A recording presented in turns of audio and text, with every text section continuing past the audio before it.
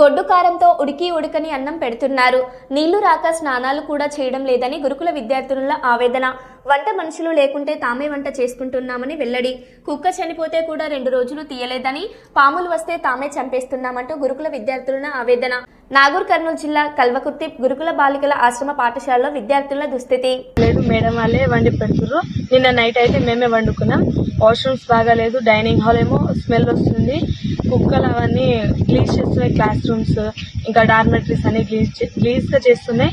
మేము నిన్న బయటికి వెళ్ళి ప్రాబ్లం చెప్పుకోవాలంటే కూడా మమ్మల్ని బయటికి వెళ్ళడానికి ఇస్తలేరు.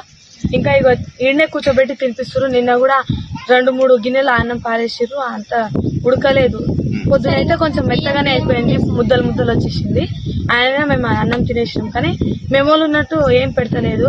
రోజు కిచడి, జీరా రైస్ ఇంకా సాంబార్, ఎప్పుడెప్పుడు కారం పెడతారు. ఉప్మా కూడా పెడుతుండే, ఇప్పుడు అది కూడా పెడతలేదు. అయితే డైనింగ్ హాల్ కూడా ఈ వీక్ లో అయితే నిన్న ఎగ్స్ ఇచ్చిర్రు. నిన్న ముందల డార్మెటరీలో ఒక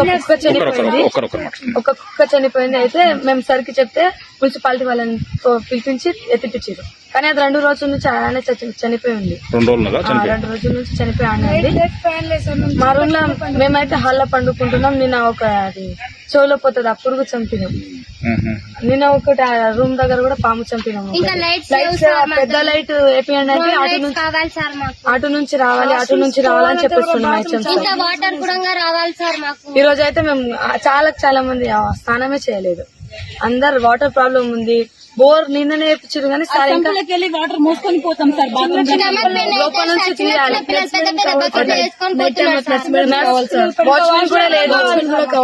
వాచ్మెన్ ఉంటుంది, కానీ అది ఎప్పుడు